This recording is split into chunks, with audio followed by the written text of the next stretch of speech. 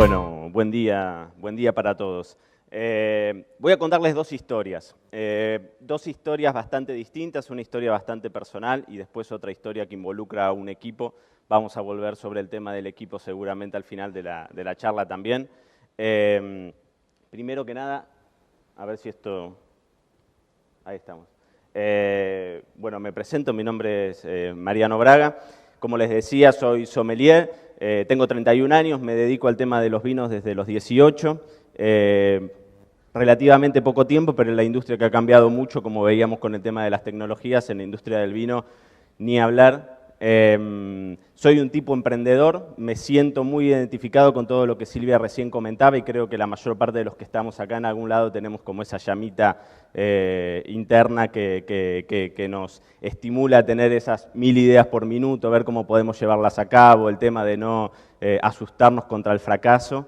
Y todas esas cosas positivas también en mi persona se equilibran con ser un tipo demasiado verborrágico y un poco torpe también, y esas son cosas que se llevan bastante mal con la imagen del sommelier ideal. Trabajar yo en el mundo de la gastronomía o en una bodega era difícil. Yo me acercaba a una mesa y le tiraba la botella literalmente encima a la persona. Ensucio, al día de hoy en el restaurante soy bastante desastroso en ese asunto. Y eso siempre, digamos, fue una gran barrera que yo noté al momento de salir y ponerme a laburar de lo que había estudiado. Yo soy licenciado en comercialización y la carrera de sommelier la hice como algo anecdótico, de forma paralela a la carrera universitaria, y después terminé encontrando que era, volvemos a lo que había contado Silvia también, la pasión, ¿no? Lo que a uno le terminaba motivando. Yo... Les digo, soy también un tipo bastante peligroso frente a la computadora. ¿Vieron esos que se sientan y empiezan a mandar mails y tocar puertas y demás? Me gustaba escribir, más allá de que nunca me había estudiado letras, ni mucho menos. Y entonces, yo les decía, a los 18, más o menos a los 20 años, armé un blog. Hace 10 años la industria de Internet era bastante más chiquita, si se quiere. Armé un blog tímido en donde me puse a escribir de vinos y... Si se quiere, identifiqué de alguna forma la idea de que por ahí había un grupo de gente a la que le iba a interesar que el que le hablara de vinos sea un tipo que le hablara desde una perspectiva descontracturada, fuera de la imagen por ahí del sommelier de manual. En uno de todos esos mails que mandé, en aquel entonces lo mandé a la revista del Club del Vino, me dieron la posibilidad ahí de escribir una primera nota, una entrevista, a Manuel Mas, dueño de Finca Lanita. Todavía cuando lo veo a Manuel le cuento. Y a los 2 años... me encontré siendo el editor de la revista de vinos en ese entonces más importante de la Argentina, se distribuía en toda Latinoamérica, y empecé siempre con esa idea de escribir de forma descontracturada, amistosa, sin la terminología y todo ese piripipí que al sommelier le encanta y que uno lee en una contraetiqueta, hacerlo simple, hacerlo fácil.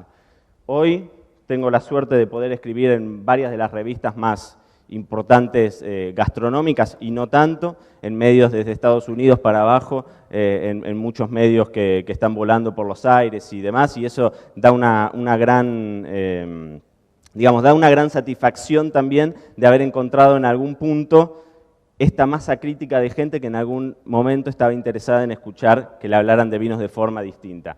El año pasado me nominaron y cayó por primera vez a un argentino como mejor comunicador de vinos del mundo. Ahí hay algunas de las notas.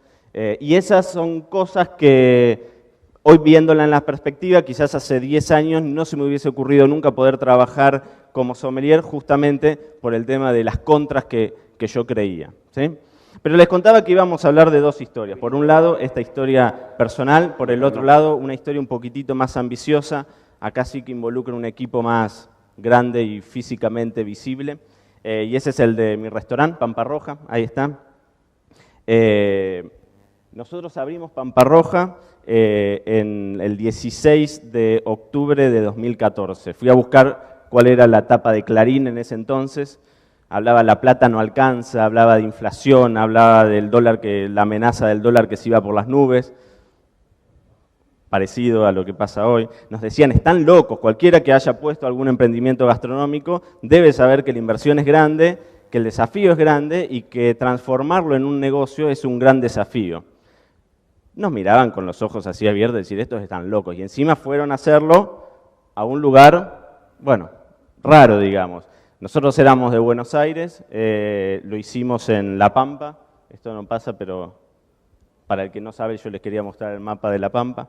La Pampa está en el medio de la nada y en el medio de todo, con lo cual hay algunas cosas positivas y otras no tanto, pero cuando nosotros arrancamos el restaurante teníamos que formar un equipo, así que hicimos una convocatoria.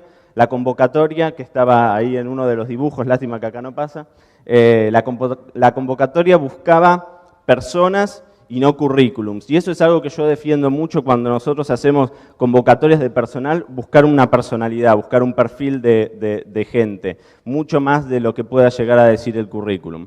Y hicimos esa convocatoria y a todos los chicos que entrevistábamos en La Pampa se daba una característica común que era: mirá, acá es difícil hacer gastronomía, los pescados vienen congelados, es imposible conseguir alguna verdura fresca, frutas ni se te ocurra.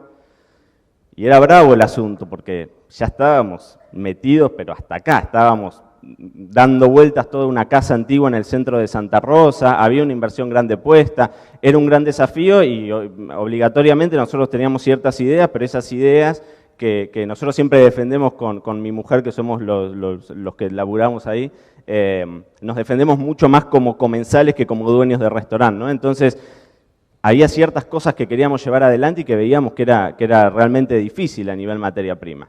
Pero bueno, arrancamos, formamos un equipo, arrancamos el primer menú, teníamos un único menú fijo en aquel entonces y el primero de los platos era una sopa fría de zapallo con unos langostinos que estaban, ya llega el café, no se me asuste si les da hambre, con unos langostinos que estaban a la plancha. Y bueno, nada, arrancamos, yo mandé ese menú, se lo mandé a un periodista muy amigo mío que se llama Alejandro Maglione, que por ahí alguno de ustedes lo conoce, porque tiene una columna gastronómica en La Nación ya desde hace muchos años, y él me dijo: la verdad es que está buenísimo el menú, pero de todo el langostino me hace un poco de ruido. ¿Por qué no investigás? Hay algo que se llama kilómetro cero y por ahí podés ir por ese camino. Bueno, digo, vamos a meternos a ver de qué pasa. Y el kilómetro cero empezamos a descubrir que hay mucha gente, al día de hoy, haciéndolo en todo el mundo. Quiero pasar porque había buenas imágenes. Ahí está. Ahí está, ven que yo les digo la convocatoria, ¿sí?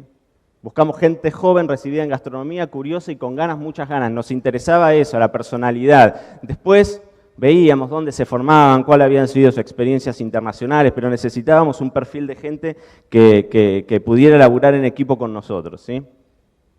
Y entonces arrancamos a ver esto del kilómetro cero. El kilómetro cero es básicamente decir, ¿para qué te vas a concentrar en el pescado congelado si podés tener acá cerca grandes productores que pueden laburar codo a codo con vos y que tienen materias primas que están buenísimas? Entonces empezamos a investigar, dijimos, bueno, algo tiene que haber acá en La Pampa. Ya nos habíamos tomado como personal, les decía esto de que los chicos nos decían, miren, acá no encontramos nada. Y entonces empezamos a pulir cada vez más nuestro menú y a concentrarnos en ingredientes o en materias primas que tenían que ver con lo que teníamos cerca, ¿sí? Yuyos comestibles, ni hablar, empezamos a asociarnos o a reunirnos con la gente de la Universidad Nacional de La Pampa, que eran los que tenían los conocimientos, nosotros claramente ahí hacíamos agua completamente. Bueno, la flor de sal, el 70% de la sal que consumimos los argentinos viene de La Pampa. Ni yo lo sabía, seguramente ninguno de ustedes lo sabía, y empezamos a encontrar, una vez se sentó un chico que labura en Dos Anclas, se sentó a comer y me dijo, che, Mariano, mirá, yo laburo, te lo cuento, sin compromiso, laburo acá en Las Salinas, tenemos la posibilidad de conseguir una flor de sal. La flor de sal es la capa de sal que se forma, digamos, dentro de la salina cuando se va el agua, la capa de sal de arriba. Es algo que se recolecta de forma manual, que cuesta fortunas en cualquier lugar del mundo. Nosotros, nuestra manteca casera que servimos al principio en el restaurante, le poníamos arriba unas rocas de sal rosa del Himalaya, que es una sal que la traíamos nosotros en nuestros viajes, y que encontramos que en La Pampa teníamos esa fuente, digamos, de riqueza impresionante, que para el muchacho que laburaba en Dos Anclas era algo cotidiano y de todos los días, y que para nosotros podía llegar a ser interesantísimo, ¿sí? Lo mismo no pasó con las carnes y la trazabilidad, la posibilidad de saber que ese bife de chorizo es de un Angus colorado que viene de Trenel y que conoces al dueño y que conoces al dueño del frigorífico y que muchísimas veces, y ese es un gran plus que encontramos en el interior, y yo lo digo como porteño, de poder tener el contacto directo con los dueños. O sea, hoy nosotros encontramos que el menú está completamente enriquecido porque muchas de las personas que se sentaron en el restaurante fueron nuestra fuente de inspiración, ¿sí? Bueno, mi mujer es la que cocina. Si mi mujer cocina, yo tenía que hacer de las mías con el tema de los vinos. Pampa Roja es un restaurante chico, tenemos capacidad para 20, 22 personas y abrimos únicamente fines de semana, jueves, viernes y sábados. Así que imagínense que armar una carta de vinos para un restaurante así, en general estamos hablando de cartas muy acotadas, a veces limitadas a una pizarra. Es todo stock inmovilizado, es toda plata que hay que poner del bolsillo y que por ahí son vinos que se venden 2 años después. Pero bueno, yo tenía que hacer algo de las mías. Así que armamos una carta, hoy felizmente muy reconocida.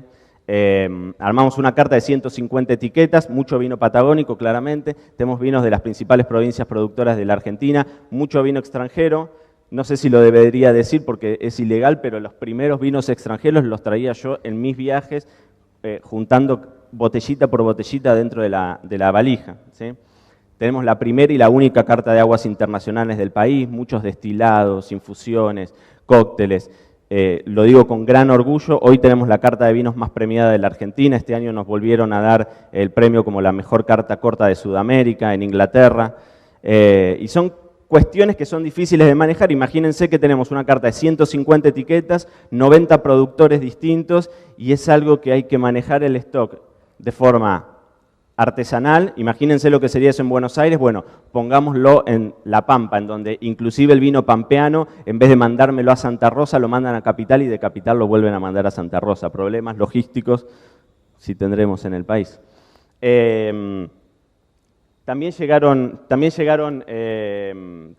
premios de los otros, de lo que tiene que ver con el servicio, de lo que tiene que ver con la atención, de lo que nosotros buscábamos. Y esas cosas que habíamos bebido y comido por el mundo, bueno, llegaron todos esos premios, a pesar de estar en un lugar en donde a priori pensaríamos que es dificultoso, ¿sí?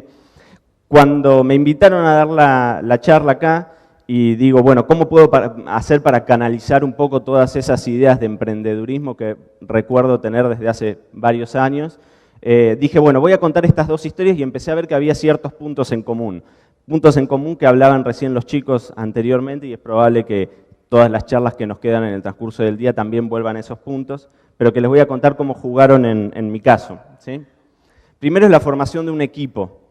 Si me escucharon hablar cuando les decía al principio es historia personal mía como sommelier, aún ahí necesitas siempre estar rodeado de gente que te impulse. En mi caso, mi mujer Flor, que es la primera en decirte, dale, vamos para arriba. Pero muchas veces también tus viejos, cuando yo arranqué con los vinos y fundé el blog, armé la página con 400 pesos que claramente no tenía en ese entonces y fueron mis viejos los que fueron a poner ahí, muchas veces económicamente y muchas veces sí, dale, vamos para adelante, veamos, fracasemos, animémonos. La segunda es la garra, ponerle pasión. Había un expresidente que dijo en algún momento, estamos condenados al éxito. Yo estoy convencido de que si vos haces las cosas bien, con honestidad, y le pones mucho laburo, no te queda otra más que meter el gol, clavarla en el ángulo, no hay otra. Y la última, que creo que es la gran clave de los dos negocios, es el tema de haber identificado una debilidad. Si yo me hubiese quedado con que yo era torpe, nunca me hubiese dado cuenta de que había gente que tenía ganas de escuchar a un tipo torpe contándole cómo era el vino desde su perspectiva. Y si yo me hubiese quedado con el chico que entrevistábamos y que nos decía que los pescados venían congelados y que no teníamos nada interesante para laburar, nunca hubiese visto el patio, entendido que había yuyos que tenían un gran valor y que después mi restaurante podía llegar a trascender internacionalmente, ¿sí? Muchas veces esta idea de identificar una debilidad, creo yo que puede ser como la primera punta para transformar tu negocio. A veces encontrar ese punto flaco, encontrar ese lugar en el que no te sentís cómodo, puede llegar a terminar siendo la gran clave que alimente el negocio próximo. Muchas gracias.